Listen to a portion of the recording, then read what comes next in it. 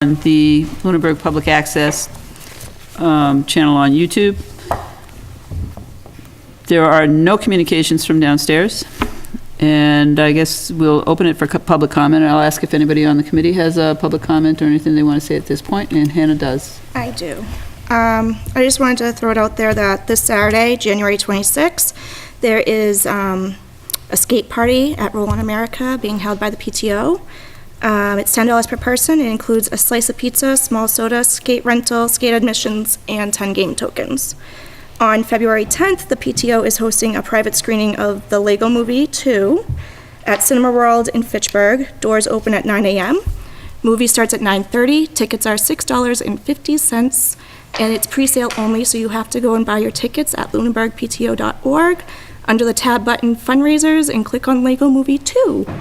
The PTO will be collecting canned goods to donate to the Lunenburg Food Bank at the door. Both events are family fun, and we hope to see you there. There is also a save the date for Parents' Night Out, which is exciting because it's for the adults to have some fun. I'm personally looking forward to that one. That will be April 6, 2019, and it's at the Townsend Ridge Country Club.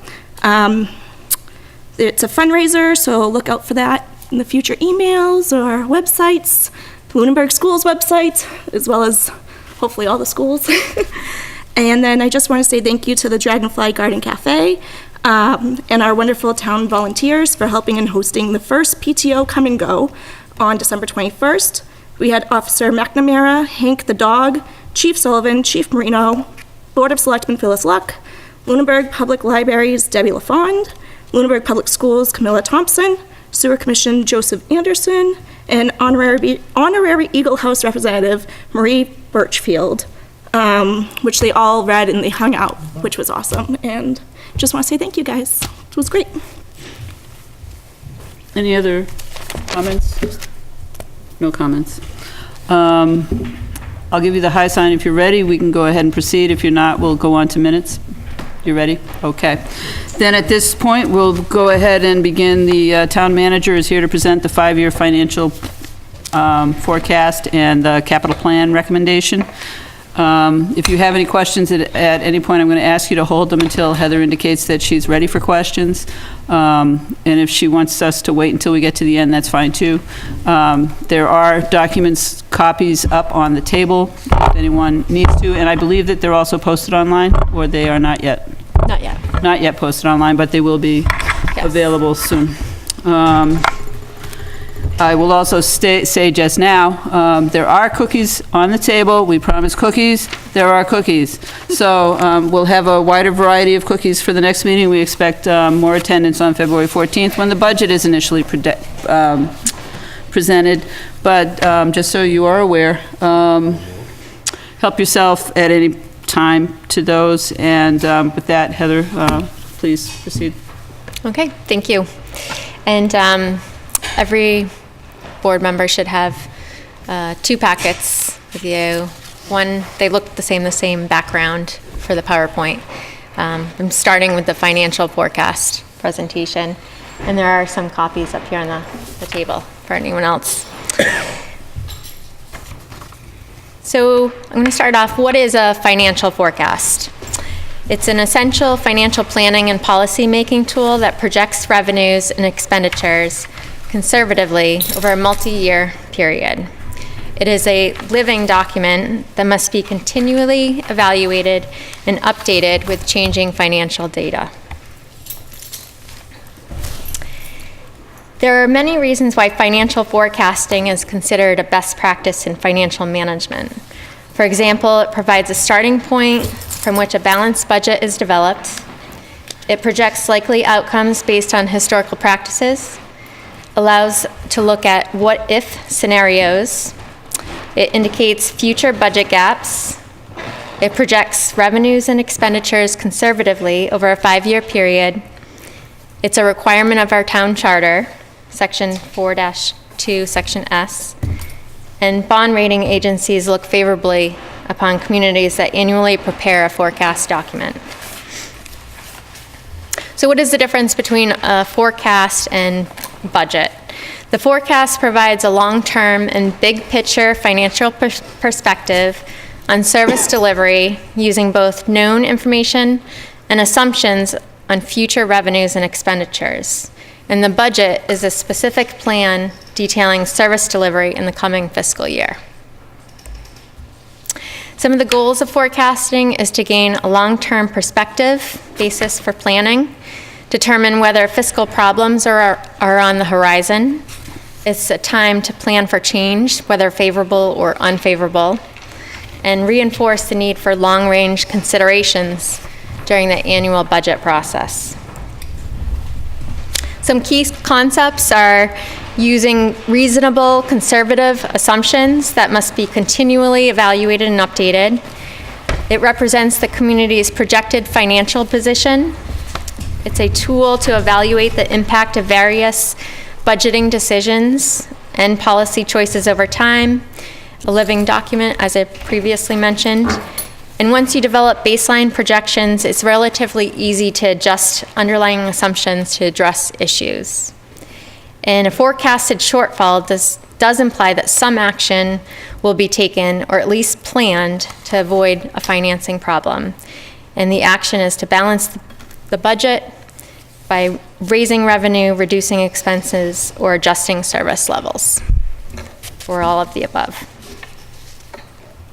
Some key tools and guidelines are Mass General Law, town bylaws, other generally accepted standards, the town's financial policies, using historical trend analysis, our debt service schedules, union and employment contracts, and assumptions.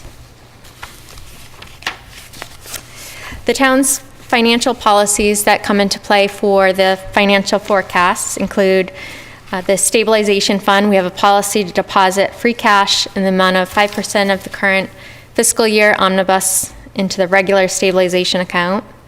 The policy on use of free cash towards the regular stabilization account to fund non-reoccurring expenditures, in other words, capital, the special purpose fund, and OPEB trust fund. We also have a policy on capital that defines it as projects and assets that cost $10,000 or more with a useful life of 3 or more years, and a policy on exempt and non-exempt borrowing and debt burden, with that regular debt is no more than 4% of the regular tax levy. The total annual debt for exempt debt is no more than 11% of the tax levy, and the net debt service of exempt and non-exempt is no more than 14% of the tax levy. We also have a policy on OPEB to finance that, and that is use of 10% of our certified free cash from the previous fiscal year. I'm sorry, can I just, I just wanted to clarify on the stabilization fund account that the deposit free cash, it's not we're depositing free cash in the amount of 5%, but we're depositing free cash to maintain 5%. Maintain 5%. Yeah, okay, thank you.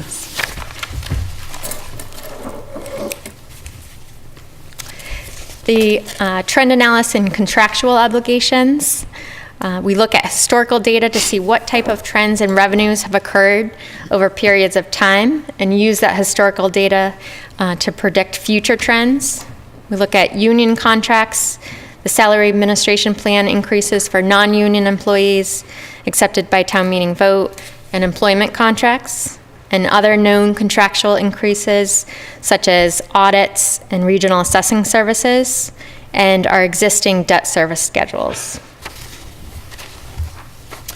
When assumptions are made, we use data obtained from all sources mentioned previously to make assumptions that relate to revenues, which include property taxes, state aid, estimated local receipts, other available funds, like stabilization and free cash, and on the expenditure side, include operational costs to provide a certain level of service, debt service assessments for regional services, pension costs, health and life insurance, general insurance, OPEB, reserve fund, the stabilization account, and state assessments. When forecasting revenues, there are both known figures and assumptions used. Starting with property taxes, we know the starting levy limit, which is the prior year tax levy, and we add 2.5% to comply with Proposition 2.5. The new growth figure that is used in the financial forecast is $375,000 per year of the forecast. The debt exclusions are added to the tax levy limit and are known figures per the debt schedule at that point in time. State aid in the forecast. In fiscal 20, state aid is level funded from fiscal 19, and fiscal years 21 through 24, it assumes a 2% increase from the previous fiscal year. Local receipts, the forecast assumes a 2.5% increase for motor vehicle excise and a 2% increase in all other local receipt categories. For other available funds, the fiscal 20 forecast uses target budget use of free cash, and in fiscal 21 through 24, it does not predict free cash and uses the known MSBA amount reserved for debt service.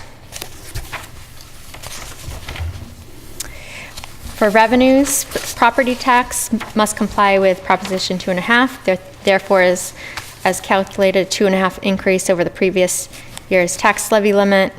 And as I denoted before, we're using $375,000 for each year of the forecast based on historical trends and taking a conservative approach for new growth. And the exempt debt corresponds with our debt schedule at this point in time, and our use of net bond premiums and MSBA reimbursements. For revenues for state aid, the state aid revenue projection, as I said, is level funded for fiscal 20 and uses a 2% increase for fiscal years 21 through 24. The governor just released his budget for state aid that reflects a 2.7% increase for fiscal 20. And that's what we will be using, the governor's going forward in our budgeting process until town meeting. But this is subject to change until the final state budget is approved and signed by the governor in July. And state aid includes Chapter 70 funding for schools, other school funding, unrestricted general government aid, 40S smart growth examples. For local receipts, locally generated revenues other than real and personal property taxes include motor vehicle and excise taxes, pilot payments, penalties and interest, charges and fees, investment income, and miscellaneous receipts.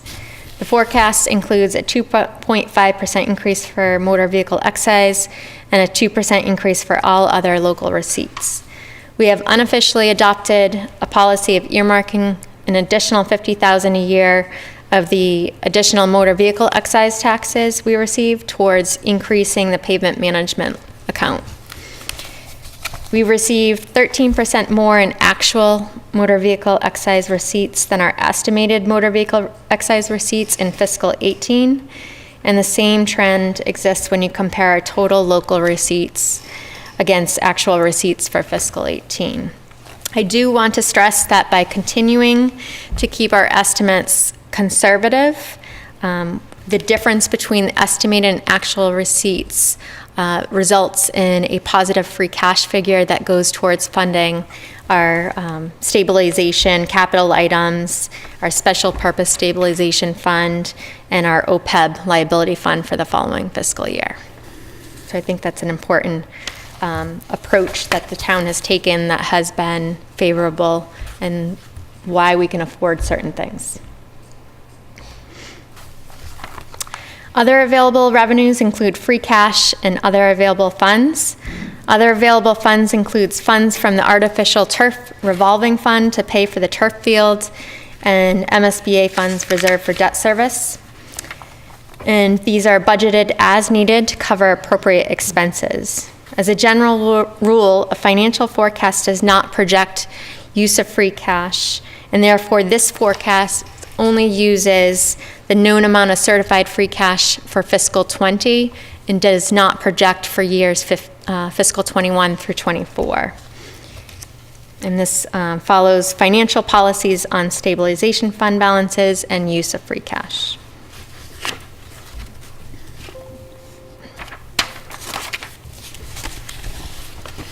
The last category of revenues includes enterprise funds. The revenues from enterprise funds are segregated from the general fund. These funds are self-supporting.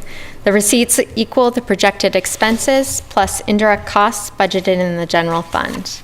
Currently, we have 3 enterprise funds: water, sewer, and solid waste. And we will be asking voters at the annual town meeting to create a new enterprise fund for the public access.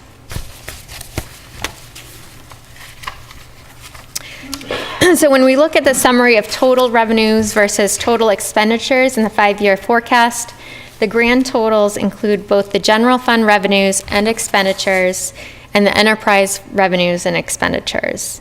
Also included in the total general fund revenues is the MSBA reimbursement amount of $474,239. And you will notice that from fiscal 21 to fiscal 23, there is a deficit of approximately $400,000, and this is due to a decrease in projected revenues by not including a free cash figure for years beyond fiscal 20, but having projected expenditures that put funds into the stabilization account, special purpose stabilization, and the OPEB trust fund. Now on to the expenditure side of the 5-year forecast. Forecast uses moderately conservative approach. It looks at actual expenditures from previous years for historical trends. It uses the current budget year as the base. For personnel costs, it uses only the current obligations in collective bargaining contracts, current employment contracts, and approved wage and classification plans for non-union personnel.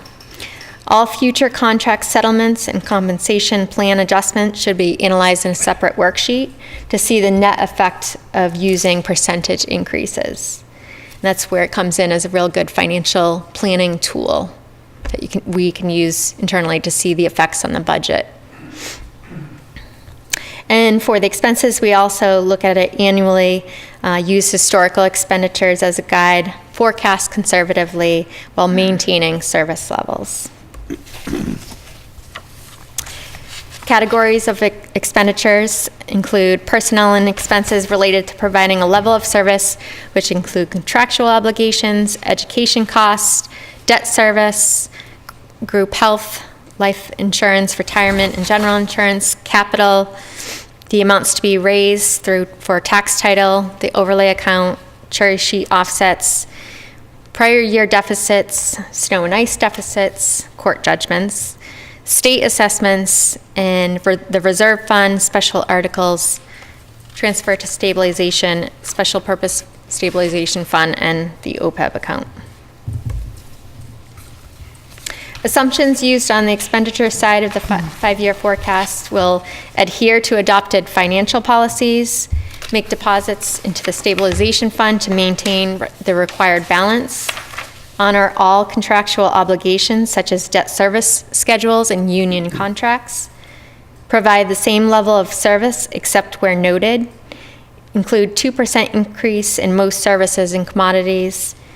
Utility costs are level funded in fiscal 20 and between 1 to 3% for fiscal years 21 and 24 through 24. Assumes a 10% increase in the retirement assessment for each year of the forecast. It assumes 8% increase for health insurance for each year of the forecast. And it reflects the target budget figures that departments were asked to meet when developing their budget for fiscal 20. They also included level funding state assessments and cherry sheet offsets for fiscal 20 and assumes a 2.5% increase for fiscal years 21 through 24. It assumes tax title costs of $12,000 for each year of the forecast. It increases the overlay account by $10,000 each year of the forecast based on historical data. Increases the pavement management line by $50,000 each year, and assumes a 2.5% increase for the schools and Monty Tech, and assumes level funding the reserve account. Okay, and just to stop you on this page, because this page really gets into some specific categories that we don't discuss frequently, can you just talk a little bit about when we say assumes tax title cost, what are you referring to? What are you referring to with the overlay account? The overlay account is the money put aside for the assessors for when they abate, you need to make abatements for disputed tax bills. Okay. So, and that it also could relate to, in the past, historical court judgments, like when there was a poll dispute, and that went to the appellate tax board. They make a ruling of who's responsible. Okay. Does that answer your question? Yes. Although, I guess the question is, why are we increasing it every year? Historical. That's what it's trending? Yes. Yep. Okay. And probably not relevant to really this discussion, but there was a change in the law that allowed, it used to be that every year was segregated. Now, the Department of Revenue allows for all those years to be grouped into one, basically, pot of money. So if there were disputes related to, say, 2014, that we didn't have sufficient funds in the 2014 allotted overlay, it would have had to been raised separately. But now we're allowed to group those together. And I do believe the assessors review that on occasion to make sure that that's an appropriate amount in that account. They can release funds from the overlay if they deem releasable, that they're not necessary. Okay.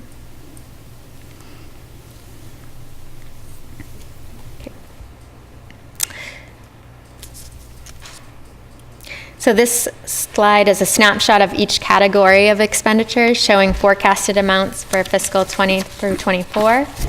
The forecast includes contractual increases in all current bargaining agreements and uses the current debt schedule, including the ladder truck voted at the annual town meeting, and assumes no new debt in this projection. This does not mean we don't have the capacity to take on new debt. The fiscal 20 forecast reflects the target budgets departments were asked to meet, including the capacity for an additional police officer, firefighter, a parks director, and assistant town manager, and level funds many operating expenses. For fiscal 21 through 24, this assumes 2% increases in operating expenses, 1.5% in increase in electricity costs, a 2 to 3% increase in other utility costs, and a 2.5% increase in state assessments. For all years in the forecast, it assumes a 8% increase in health insurance, $75,000 in the reserve fund, 10% increase annually for retirement assessment, increases the overlay by $10,000 each year.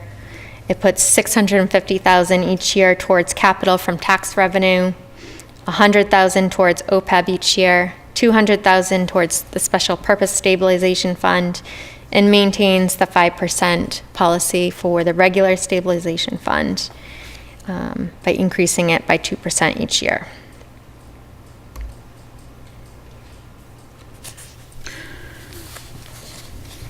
This slide is a snapshot of our debt schedule. These are known figures at this point in time that indicate our capacity to take on new debt according to our financial policy on exempt and non-exempt debt. So some conclusions that can be drawn from the 5-year forecast for fiscal 20 to 24 is that it indicates a stable financial status by using conservative revenue estimates, contractual obligations, conservative expenditure projections, and that the revenue projections for fiscal 21 through 24, by not assuming the use of free cash, but has expenditures on the expenditure projections that would be funded typically with free cash, causes the shortfall in the summary figures for fiscal 21 through 24 that will change each year going forward by the use of certified free cash. for those years. We can also conclude that the fiscal '24 surplus is exacerbated by a drop-off of debt in '24.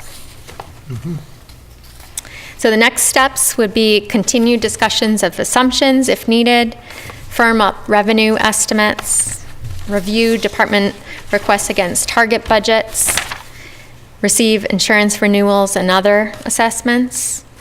Right now, we are currently reviewing the fiscal '20 budget submissions. I make my recommendation for the budget on February 14th with highlighting target and above target budgets. The target budget leaves a surplus of $150,000 in free cash that would go towards either the next year's free cash balance it could be used towards, or the snow and ice deficit.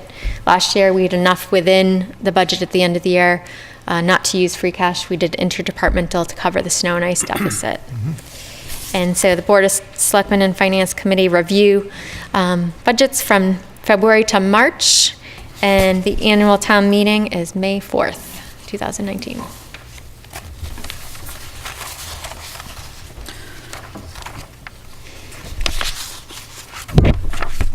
Questions, anyone?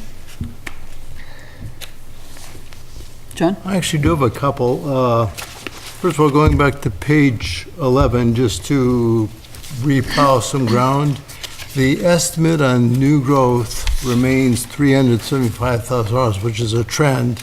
Although in the recent past, new growth has exceeded that by some $100,000. So that's just, that's part and parcel with your conservative approach to projecting revenue.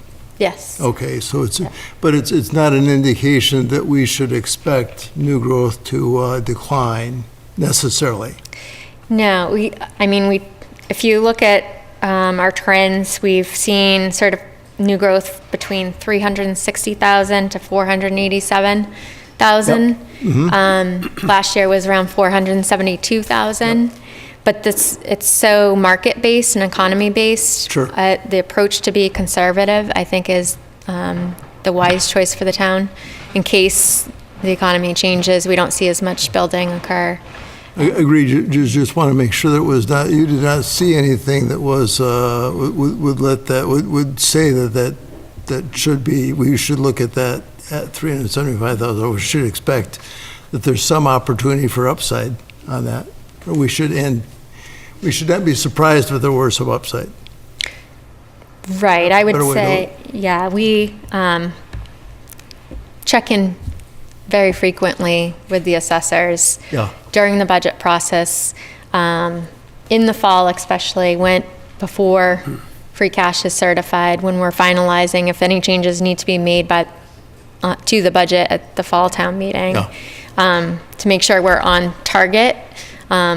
We never would want to see a deficit in that. And, Sure. Because we base that on the budget. So, but I think that's a safe figure to go for.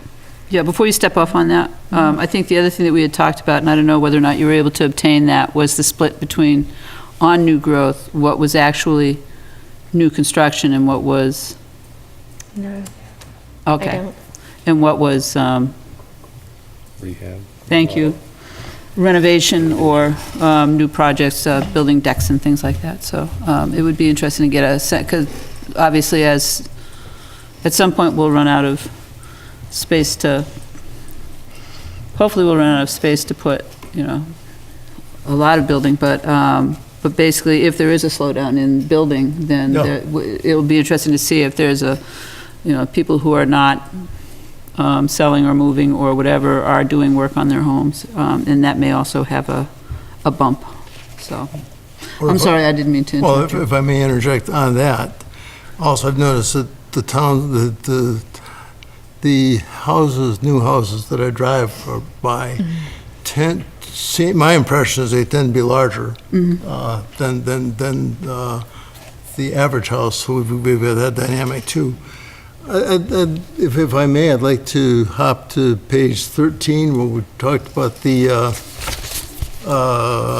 state aid to schools. And just go back a couple of meetings ago, the school department talked about the fact that there was a reformulation coming from the state regarding compensation to localities regarding special ed costs. And you talked about some 800, there was a potential of an additional $800,000? Or did I misunderstand that? That won't occur. You can't count on that, that has to go through legislation. Right, and actually, depending on how that whole formula could do us well, do us poorly. I mean, it's hard to say. It's still going to be, yeah, there's this much money, but if they try to target it, Sure. So hopefully it'll be a good thing for us. But, well, I left with the impression that it was likely to be an upside or status quo, in which case there is a possibility we get a little more state aid than is baked in here, I gather. What's in the forecast? Yep. Yes, because already the governor's proposal is about overall almost 200,000 more for the fiscal 20 numbers. 200 million more for the year? For everybody, Lunenburg. for us? For Lunenburg? Okay. 200,000 more than these figures. Than what's in here? Right. Okay, very good. Oh, that is very good. But we don't know where that is, or that is in education. It's Somewhere in there. Yep. In- We saw about a 2.7% increase in unrestricted general government and a 2.7% increase in Chapter 70. Oh, excellent. So. I'm sorry. That's quite all right. I've got notes. I can follow them. Let's see, page 20 on the retirement assessment. Just to track down, I want to make sure that I got this correct, that the retirement assessment plan is for it to increase 10% per year, Yes. which would be a doubling of that about every 7 years then. So that's It's significant. And yeah, that was strictly based on historical trends. Like this year, when we did the target budget, I used 10%, and we just got our assessment, we were like $1,700 difference. Yeah. Wow. So it was, So 10% is was a good figure then. yes. The other question is that, I know how much of that is driven by increase in costs per retiree, how much of that is driven by increased numbers of retirees. The point behind that question is that if we have people who it's driven by more retirees, then they will they will be paid their retirements, but they will also be replaced by people presumably drawing less salary from the town. So there may be some silver lining. Yes, I think it's 2032 that the unfunded liability will be fully funded. And that's a large part of our assessment is because that was a mandate years back that we had to fund the unfunded portion, kind of like OPEB right now, what they did for retirement. But that will have a drop off. So we'll be able to, a lot of towns are planning to put that drop off into OPEB. Right. And then basically, because this was something that came up in 2012, I think, so it was a 20-year. Yeah, I think it was before then, but. Was it? It didn't seem like much, because I remember we were all excited because we were starting to see a positive growth, and we thought that we were going to be able to hit some of our, and then all of a sudden we got slammed with another required expense, so. And finally, which is probably a great thing for anybody to hear, this is regarding the pavement management plan. And I know that the town passed a proposition to a debt exclusion override to fund that to increase the funding by $50,000 per year for, I believe it was, Jack, 10 years. I just wondered when that sunsets. So there's two things going on. You have the the debt exclusion, Yep. which was the 4 million, which is baked into our debt schedule, Yep, under the debt exclusion portion of the Yep. debt schedule. And then we have a line account that we put money into every year for pavement management. Yes, And sir. we've been Yes, ma'am. increasing it by 50,000 every year till we reach 1 million. So when the effects of the debt exclusion for the pavement management Mm-hmm. falls off, we'll have sufficient funds to continue making those same improvements to our roads. and when does that part of it sunset, just so I know? I It's, should know. we still have bonds that will need to be issued once those funds are used up, the 4 million. So we still a year and a half out till the finalized, probably for the bonds, and the payment schedule goes out 15 years. Right. Okay. Thanks a lot, You're welcome. and great presentation, thank you. Thank you. I have a question, Heather. Last fall, did we discuss like $1.3 million in free cash surplus? We have 1.5 million, $1,512,000 in free cash. Okay, And- is that being earmarked for other items that we're not seeing tonight, or? That will be part of my capital plan that I'm going to Okay. present, that portion of that. But outside of the capital plan, the plan for use would be to put 100,000 into stabilization. That is in the forecast. 200,000 into the special purpose stabilization, that's in the forecast. And what am I missing? OPEB, 150,000 according to our policy for the OPEB account. Any other questions from the committee? No questions from the committee? George, do you have more? I don't have any I'm more. sorry, I realized I interrupted you. All right, I guess before moving on then, I would just ask, first I'm going to say that you will spend some time looking at this, you'll absorb it. If you come up with questions in the interim, I'm just going to ask you to send them to myself and Heather, and then at the budget meeting, prior to the budget meeting, we can bring some of those questions forward. But I know that for some people, this is fresh. So I will, and then before I address any questions that I might have, I'll just open it up. Is there anybody before we move on to the capital planning, does anybody have any questions that they want to address? Come up to the podium, please.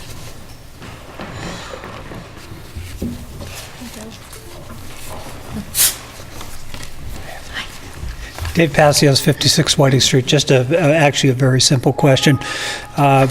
Through you, I'd like to get the town manager to repeat the 3 new positions so I get the designation right as to how they're described.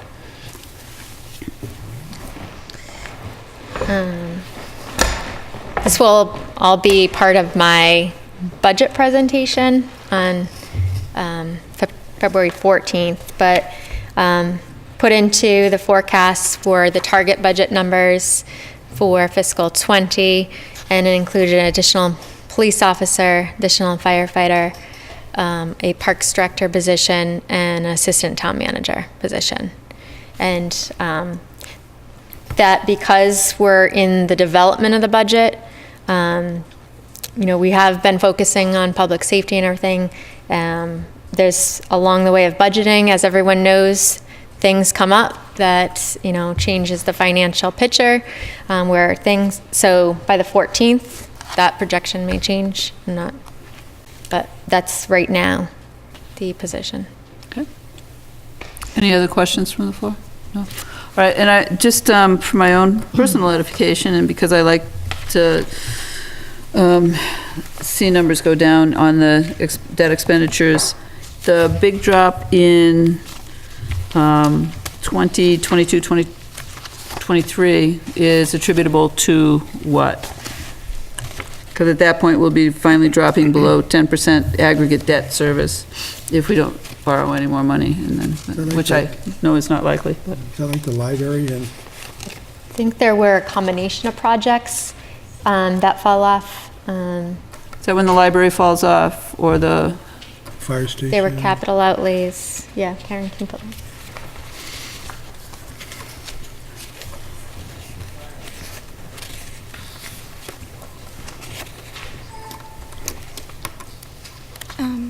I have a question to piggyback onto that. Should I wait, or? actually, I think we'll go ahead, you can go ahead and ask your question. I give Karen a minute. Is that drop-off have to do with the difference of actual compared to projected expenditures?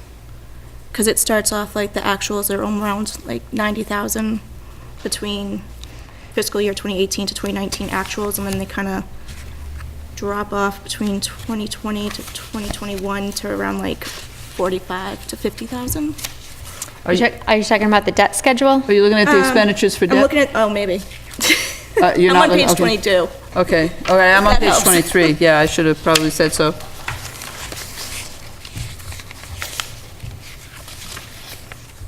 I'm on the first line, too. No, Right. I haven't gone through the whole thing yet. Yeah, that's okay. I mean, basically, I can wait until the budget, and I can go home and look it up myself. That's fine. I think basically, it's just that there is a big project coming off, and, which is good to know.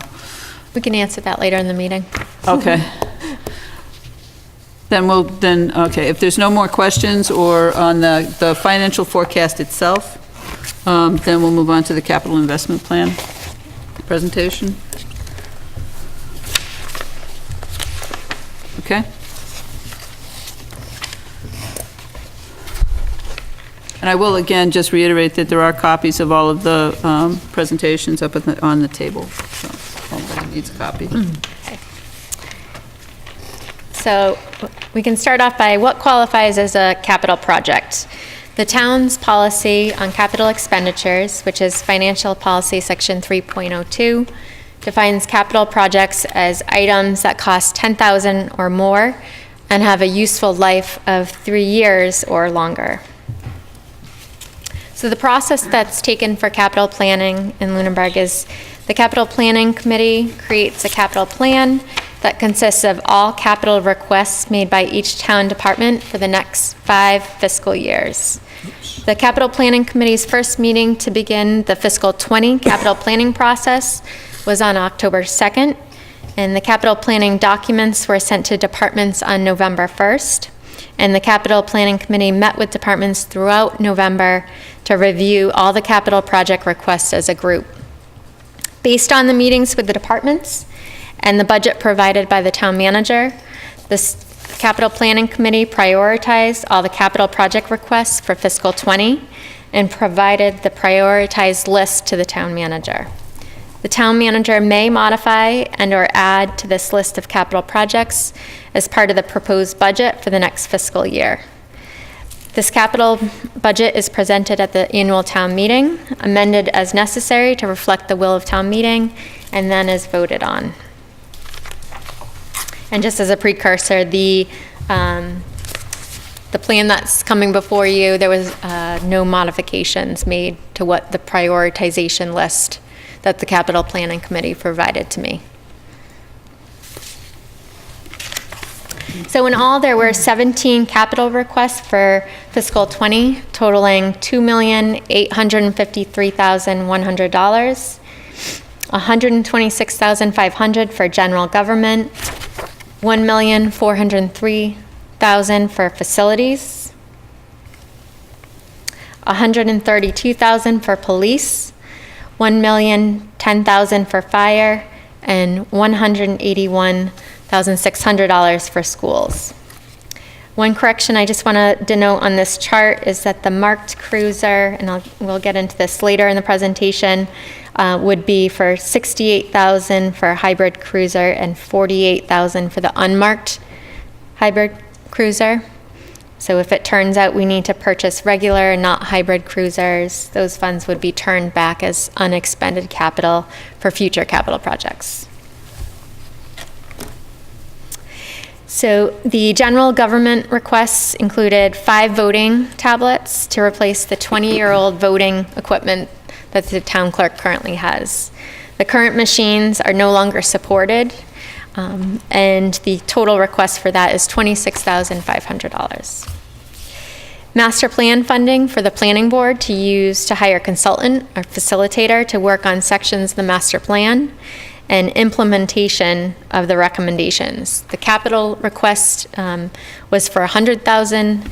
You'll see later on in the plan, it includes $50,000 for that request, and the decision to split it into two years. For capital requests for facilities, there is a capital request for the public safety building automation system, as this project was submitted in 2016, fiscal 2016, and will create greater energy savings by automating temperatures and the ability to remotely control and monitor the system.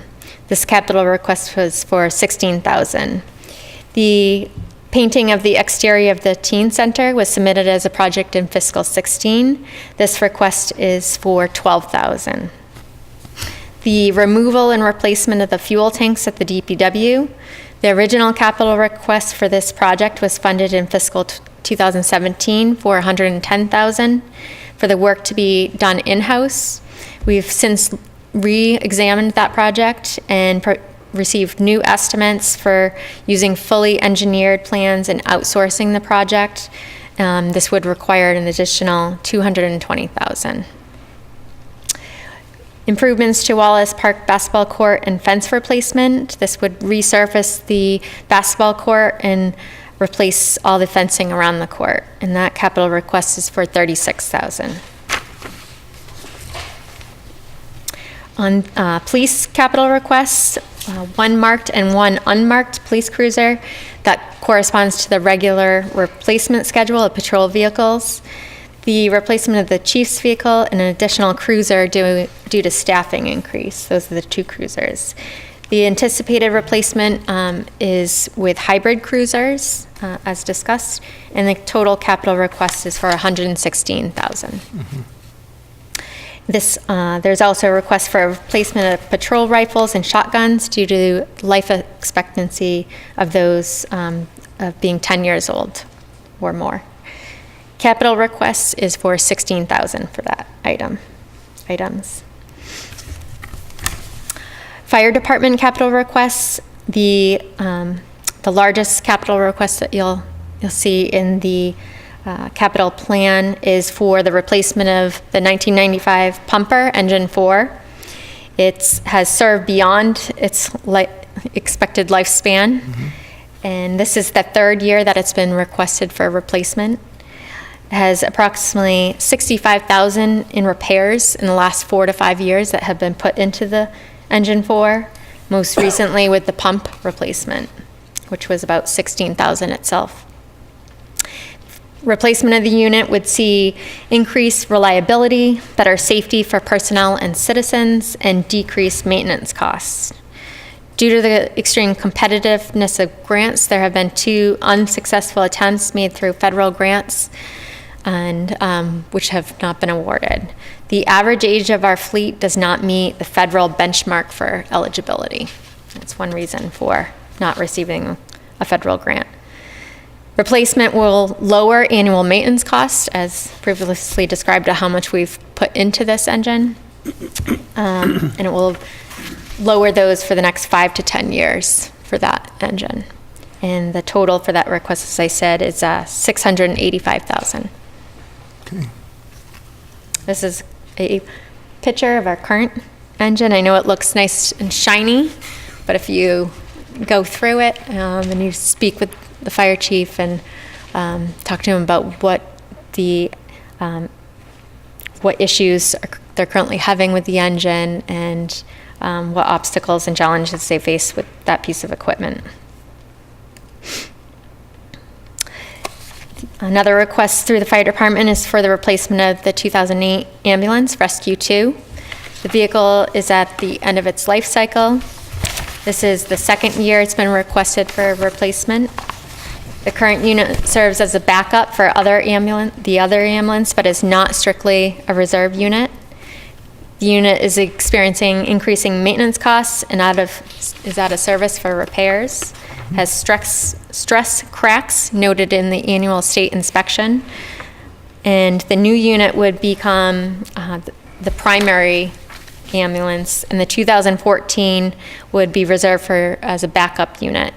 And the 2008 would then be used for a water rescue unit, which is used less frequently. There's no grant funding for ambulances, so that's not an option. Replacement would equate to decreased maintenance costs for the next 4 to 5 years and increases reliability. And the total request for that is $310,000. And another picture of our current ambulance. The third fire department capital request is for the replacement of 2 vital sign monitors. The current vital sign monitors in each ambulance are 10 years or older and are obsolete and are no longer able to be calibrated. This was flagged during recent ambulance inspection, as this is a mandate to maintain our level of licensure. They must be replaced regardless of replacement cycle of ambulances. They are portable. That was a question that had been asked at a previous meeting. So regardless of the new ambulance, it's a portable unit that goes along. There is no impact to operating costs, and the total capital request is for $15,000. School capital requests include the Turkey Hill asbestos abatement, another phase of that project. It's a continuation of the abatement at Turkey Hill, and this includes removing spray on fireproofing in room 102, 1 stairwell, and the 2nd floor hallway. And that capital request is for $162,000. The primary school and Turkey Hill Wi-Fi upgrade. This is the last year to take advantage of a state grant that exists that will provide, I believe it's 50% of the cost of that project. And the capital request is for $19,600 for the town's portion.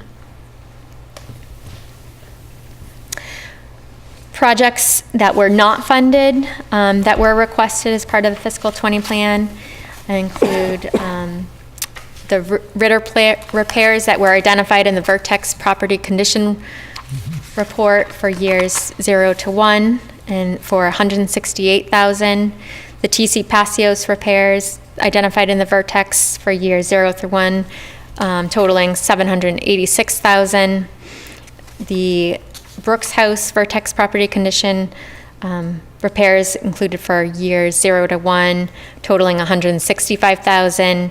And as I mentioned previously, for the master plan, reducing that total request from $100,000 to $50,000. And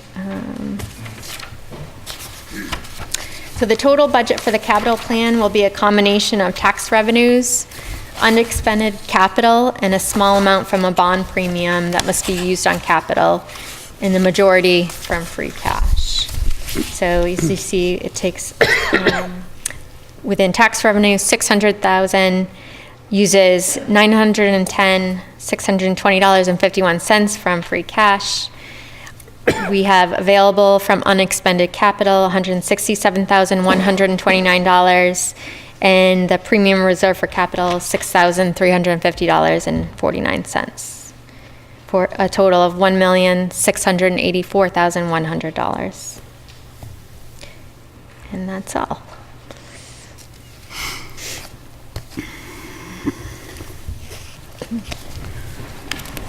Okay.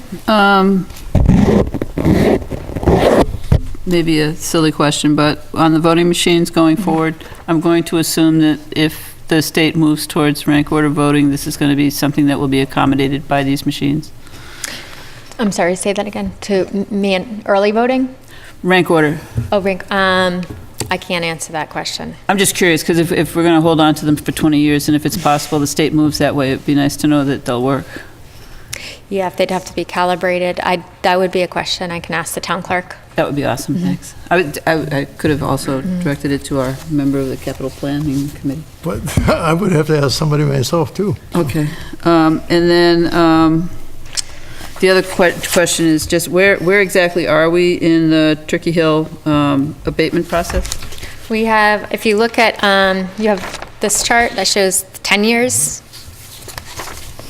It is on, there's one more year for 98,000, I think it is. Yep.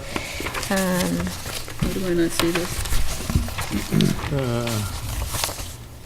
Oh, Yep, that's a separate document. 98,000. Okay, thank you. Okay, in fiscal '21. We're getting close to the end. okay. So, Heather, there's a line item for $50,000 on here for a master plan. Yes. What is that? So the last time the master plan was done by the town was 2002. And so this would be funding to, let me go back a step. If you look, a master plan is kind of a big picture view of you want to tie into your capital plan because it tells you all the needs of the community, whether it be infrastructure, facilities, recreation, so long-term plans for the town in all those areas, which should inform your capital plan as well, what the needs of the town are, so you can plan that way. So since that hasn't been updated in so long,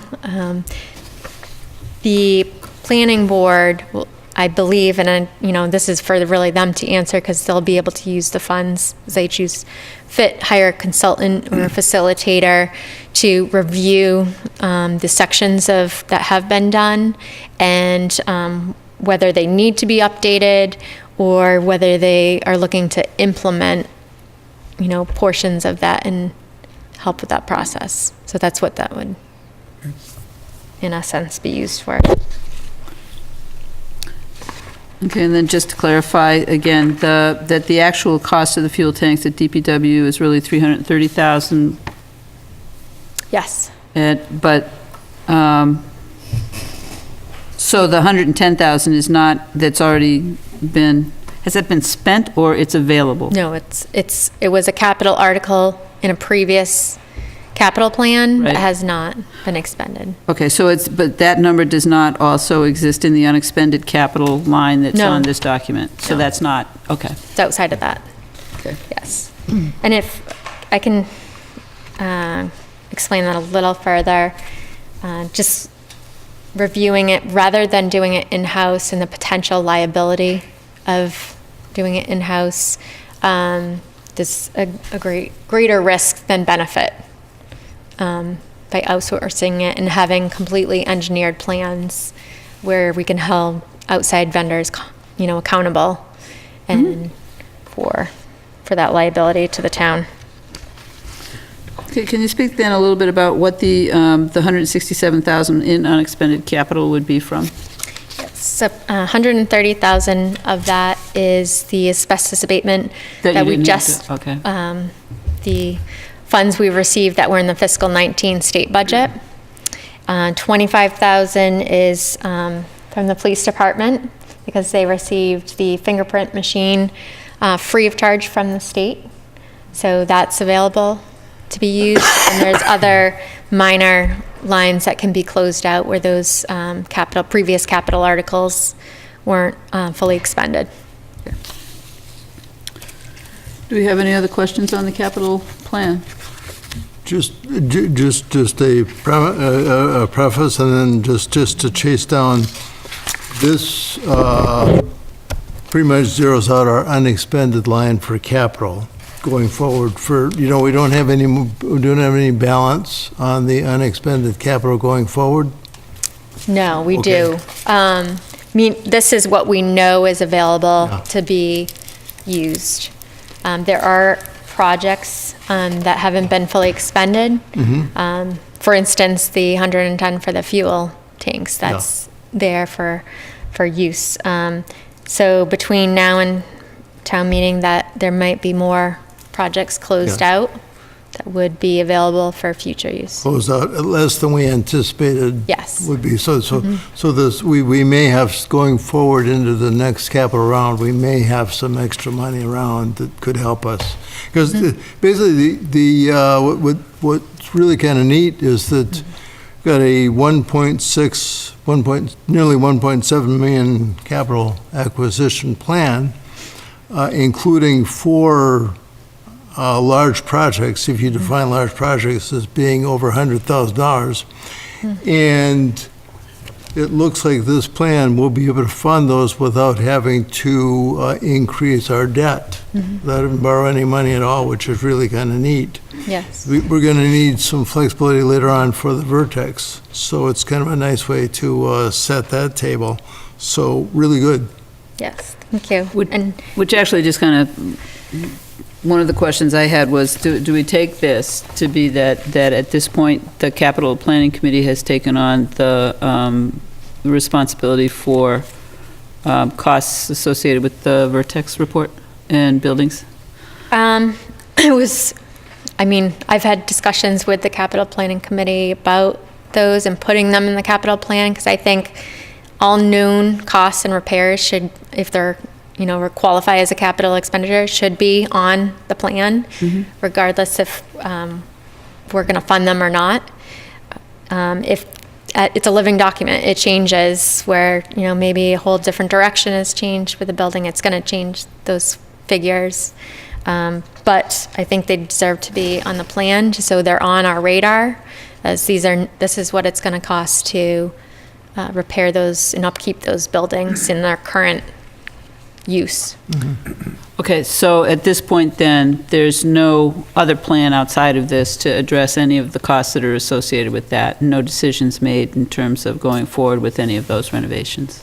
The Board of Selectmen has been, having workshops and, moving towards a plan for the 5 buildings that are in the capital plan, with some direction, but those decisions will need to be made still. Okay.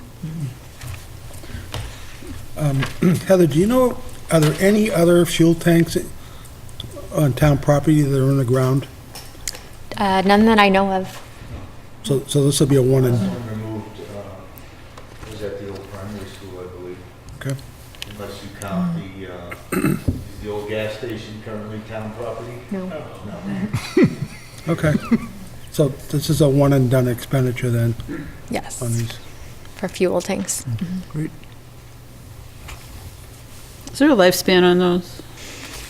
So when this is replaced, then it'll show up again in, Well, the new material, fiberglass, the ones that are in the ground now are double wall steel, and they're past their 25 to 30 year life. We have leak monitors, nothing's leaking, but we're not going to take that chance.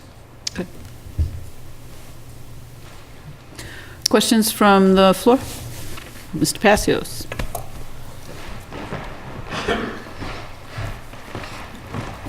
Dave Passios, 56 Whiting Street. I've actually got 2 questions. I think I'd like to go back to Engine 4's page first and ask for a little bit better explanation about the reasons that we have not been eligible for the grant money that we've gone after.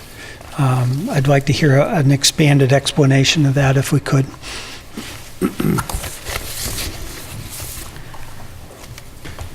Well, I highlighted the information that I know from the chief about that request. Let me pull that up.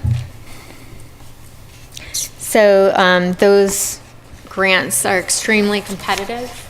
Usually the grant awards are to much larger cities and towns, like Boston, Worcester, for those types of pieces of equipment.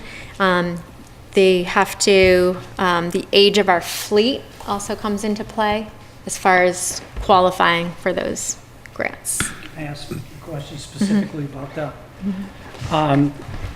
Does that mean that, in general, our fleet with our fire department is much younger than what most other fire departments are running with in the state, or Opposite. It's older than most. what's older? Our fleet, meaning a 1995, we're replacing a 1995 vehicle if this passes at town meeting. It's a Okay, I very- understand what we're doing in town, but that sentence makes a statement about a comparison of our fleet to other fleets in the state, and I'm trying to understand whether that says that the other fleets in the state are older than ours or newer than ours. And I'm not sure that you have a clear answer to that.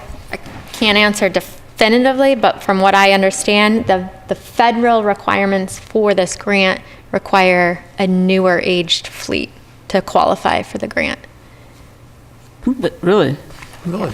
Wow. I think the chief would probably be. Yeah, Chief Sullivan would probably have, yeah, Instead of speculating. yeah. I think that makes more sense, yeah. Yeah, I'm sure he'll be here in a couple weeks. And I think because basically I would read that as, yeah, we probably do have a newer fleet, but then we have such a small fleet that all we need is one truck to make it new. So, it's kind of, so I would, yeah, it would all be speculation. So we can wait for Chief Sullivan and bring that question back. I'm fine with that. My other question is about the, again, unexpended capital. The $130,000 comes from, as was stated, from the money that came back to us through the state to pay for the $130,000 for the asbestos program. That money was also sold at special town meeting. Go back further. Go back to May town meeting when the capital plan was accepted.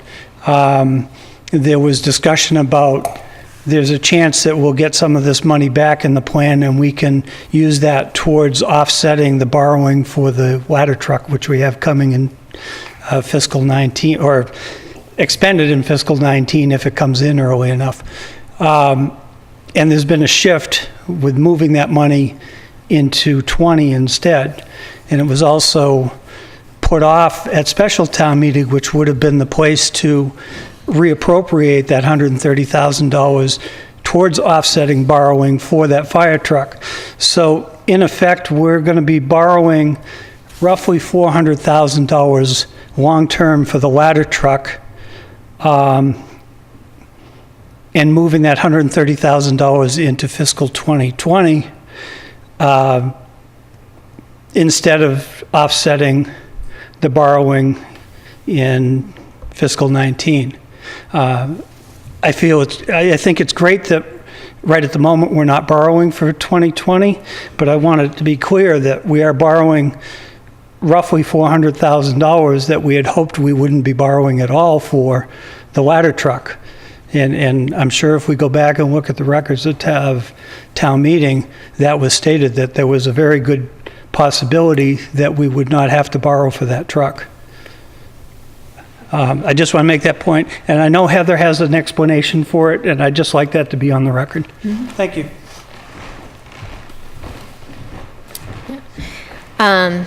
So the $130,000, I don't think it was specifically stated that that money would go towards not borrowing. It was, we discussed at a couple of finance meetings the possibility of not having to amend the May town meeting vote because we had such a large infuse of free cash or certified free cash that we could possibly amend the vote at this upcoming annual town meeting so we wouldn't have to borrow. But since then, reviewing our budget, our resources, the large expenditures that we're facing, for the replacement of the engine, truck, the ambulance, looking out for our 10-year period of what we have on the horizon as well for projects that we will have to borrow for eventually.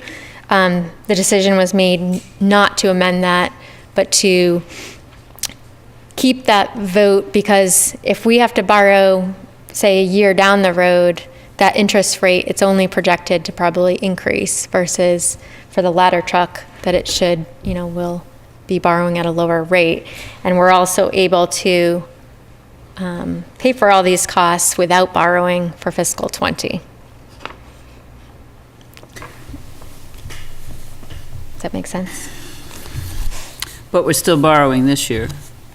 For the ladder truck for the fiscal 19 capital plan that was approved at the May 2018 meeting. And that borrowing was approved at that time. And it's 5 years.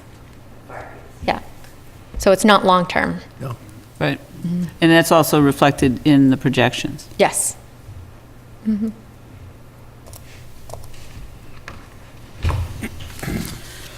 Other questions? Mr. Rogers?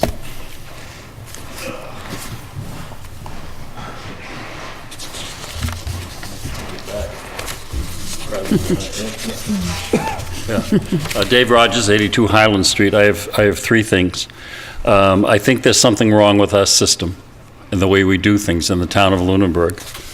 When we have to wait for $16,000 to have monitoring, up-to-date monitoring equipment in our ambulances, and an additional $16,000 to buy new guns in the police department.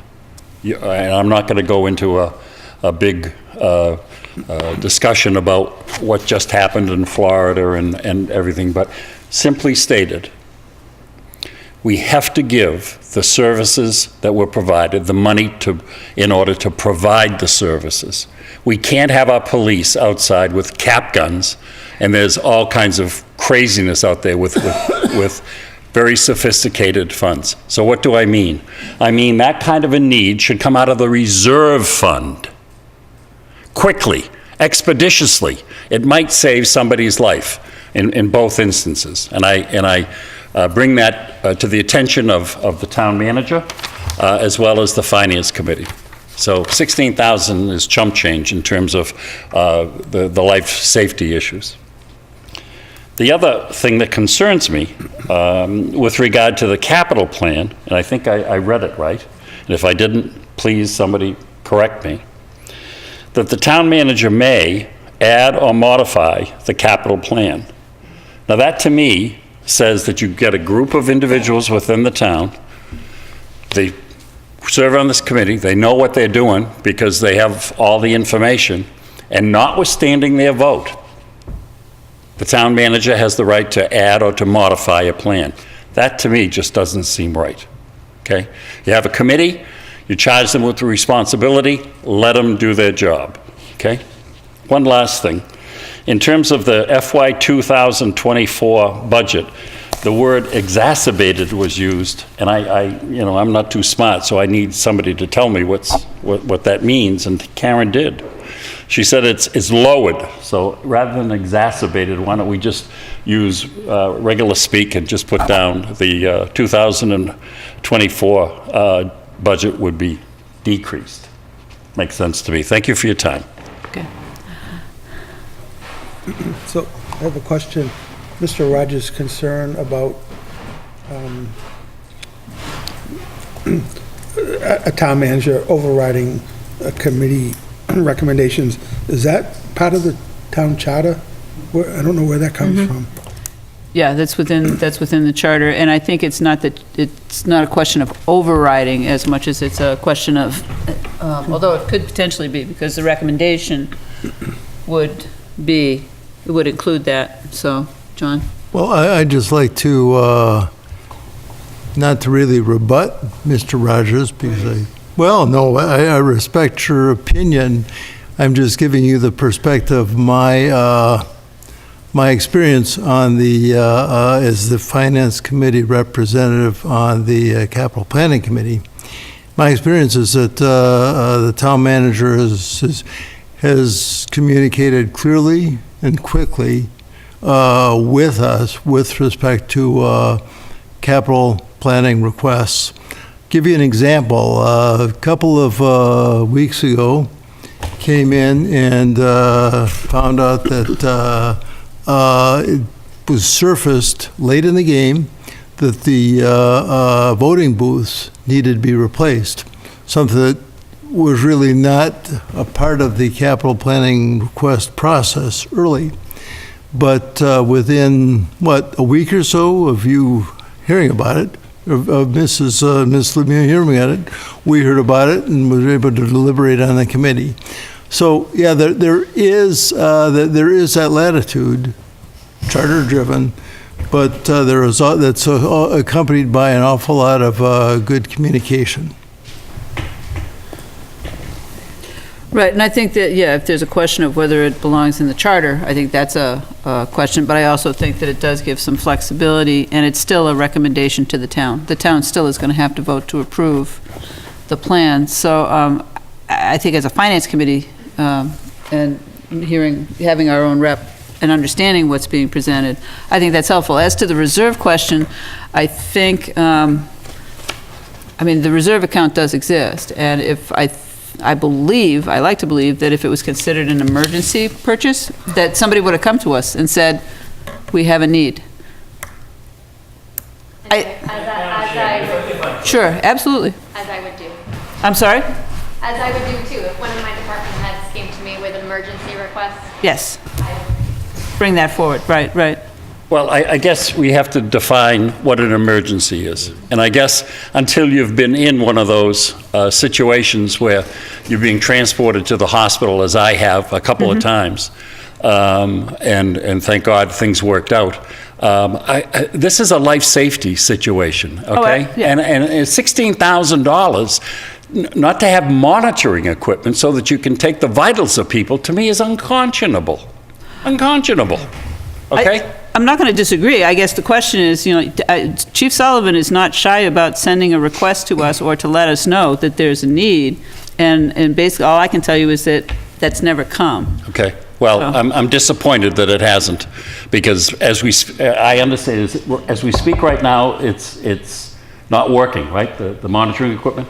no, it's working. It's not supported, What's that mean?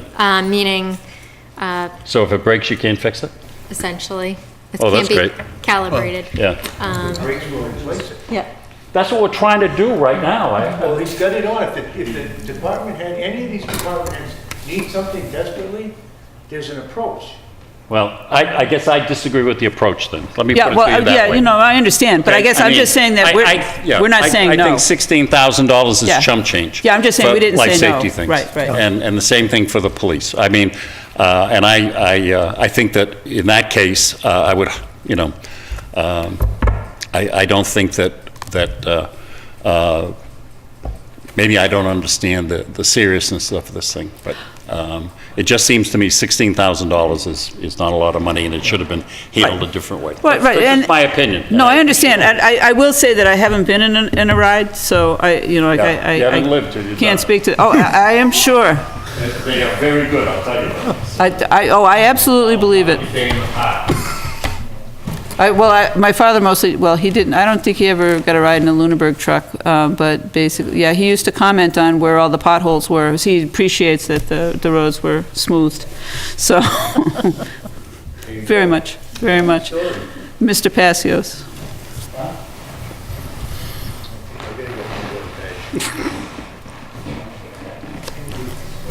I got this morning also. Anyway, Dave Passios, 56 Whiting Street. I'd just like to speak to the charter and the question about the town managers. Point of order, we're not discussing the charter. This is a No, financial forecast. Given her forecast. it's relevant to what's going on tonight. Listen, she gave her forecast, right? Yep. You asked for questions. Okay, we've had opinions, and I think they're valid. Mm-hmm. But now we're going to discuss the charter. No, we're not. Well, You interrupted me, and as a point of order, are we discussing the charter, or No, are we we're having not. questions on the presentation? I'm gonna ask if the question is related to the presentation. it is, and I would have gotten there in about 3 seconds if I had not been interrupted. Okay, Point of order is always, okay, isn't it? absolutely. I agree. I've called many of them, too. Okay. In regards to the town manager's ability to have final say on the capital plan and the concerns that overrides the committee's charge and, a lot of work that they've put into it.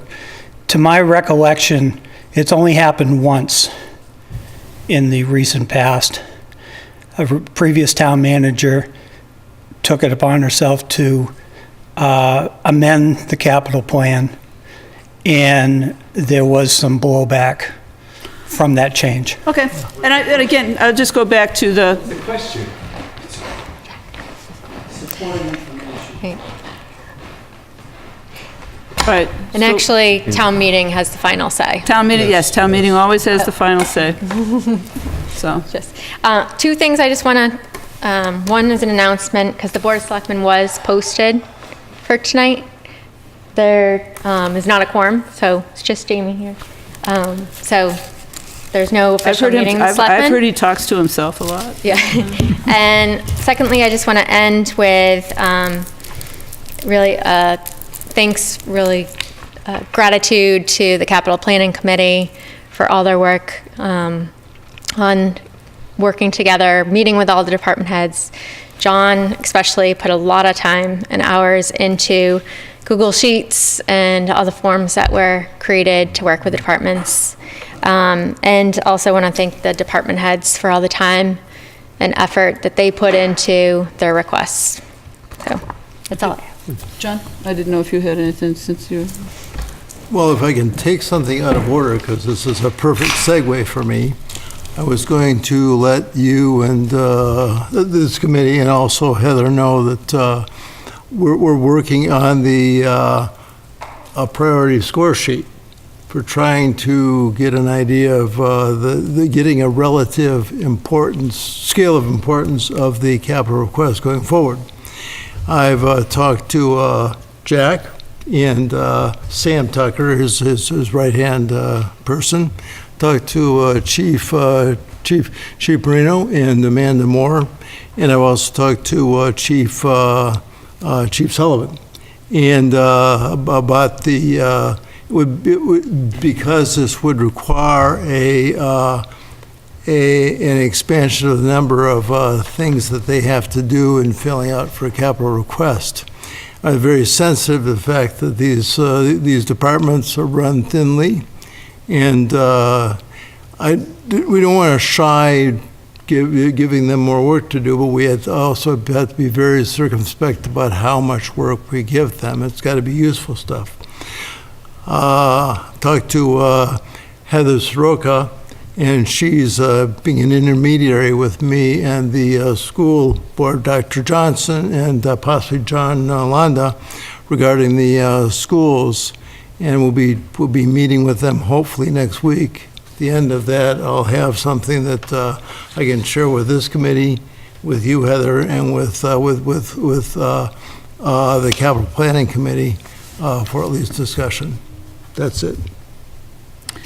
Okay, then stepping off of that, and thank you for the presentation, thank you for the information.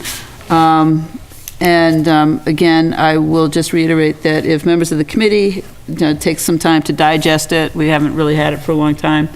But also, if you want to put some questions forward before we kick off the budget discussion on February 14th, which will happen here, maybe we can get into any questions that you might have left over from as you go through this. Again, the first run through is sometimes overwhelming.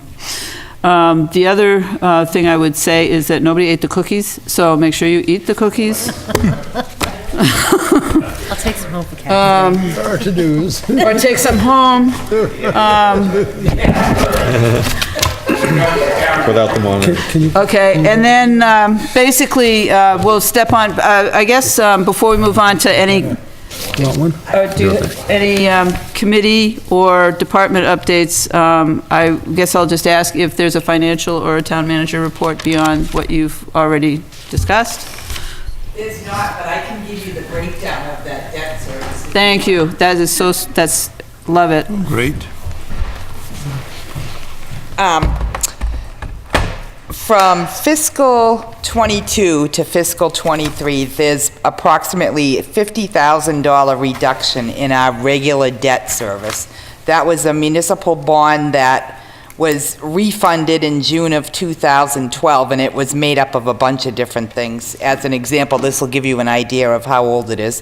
Turkey Hill Middle School parking lot, high school, which is the old high school, ADA access, Turkey Hill Middle School bleachers, elementary school restroom repairs, and high school asbestos abatement. That drops off in 2023, so that frees up about $50,000, or reduces the amount of our regular debt service by $50,000. From 23 to 24, our regular debt service drops by about $120,000, and that's because the DPW renovations will be paid in full in 2023. and our excludable debt from fiscal '23 to fiscal '24 drops by approximately $1 million, and that is represents the payoff of the primary school and public safety buildings. Great. Okay, so that would be a different finance committee dealing with that in 2024, so that'll be nice. So you hope. All right, do we have any committee or department updates? Hannah? So I have some school updates. Fiscal year 20 superintendent proposed budget is online at lunenburgschools.net under the heading District News and Information. Community forums on the school department budget are scheduled for this Monday, January 28th. One of the scheduled times is at the Eagle House Senior Center at 1:30 to 2:30. The other location and time is the Lunenburg Middle High School from 6 to 7 p.m. in the Lunenburg Middle School Collaborative Room. Also, under the district news and information is the tale of our 10 districts and public education funding information updated. I urge the public to watch the Superintendent Forum, FSU, that was held on January 8th, 2019, which you will find by clicking the Public Education Funding Information Updated link. Preschool lottery registration and kindergarten registration information for 2019-2020 school year is available on lunenburgschools.net. Preschool lottery registration will be held the week of February 4th through February 8th. Kindergarten registration will take place February 4th through February 8th, as well as February 11th through February 15th. Children who will be 5 by August 31st, 2019 are eligible for kindergarten in Lunenburg. Please make sure to print and bring the forms and proper documents for the registration process. Kindergarten screenings will be held May 1st, 2nd, and 3rd by appointment only. Please call 978-582-4122, extension 3102, with any questions regarding this process. That's it. Okay. Any others? Not tonight. Not tonight? Okay, I'll just quickly go over, we did have a Charter Review Committee meeting last night. I'm just going to basically recommend that everybody watch the public access cable version. It was a 2.5-hour meeting. There was a lot of discussion, and I want a lot of, all right, let's send that back to legal to review based on the new, it's almost like a whole new committee, and just because of the turnover. But it's also really getting down into the weeds about particular items and really just trying to close out the process. I'm not even sure I could really pick out really good highlights. I watched the video, I think. It'll just basically take you through the public hearing went a long time. We went through each item by item, and this basically revisited that in the sense of, okay, this was the feedback we heard. What do we want to do with it? Where do we want to put it? So, and we did. We just kind of plowed through for quite a while. And that's really all I'll say about that. We do have minutes from 12/13, is that correct, 12/13? Yep, 12/13 and January 10th. And January 10th. Did folks have a chance to review the minutes from 12/13 and January 10th? All right, do I have anyone ready to make a motion to accept the minutes of either meeting? I can make a motion. Yeah, I hope they got one. Have a cookie. It's silly Okay, time. so John's got a motion on the table to accept the minutes of, Of the 110 meeting? 110? Yeah. Yeah, second. okay, Mark seconds, all in favor? Aye. Aye. Okay, and then, so we'll take up 12/13. Do I have a motion for 12/13? Do I have a bid? Do I have an opening bid? Okay, I'm sorry, do I have a motion? Haven't gotten to that one. Okay, did didn't anyone, see it. you didn't see the 12/13? No. Were they in the email? There was a separate email, 2 weeks yes. ago, before our last meeting. I didn't go back far enough. It's okay. And then I tried to email everybody as in like, hey, go back and look at that. Right. I was looking for them Okay. today. It's okay. We'll take up 12/13 at the next meeting. I mean, I'd be happy to make a motion, but if I'm the only one that can vote on it, or you could make a Fine. motion, and if, but my we'll own wait minutes. I until feel people weird have a doing chance to review it and make sure we're good. All right, is there any other public comment from anyone in the public? Anybody have a cookie? Can you tell my mom it was good?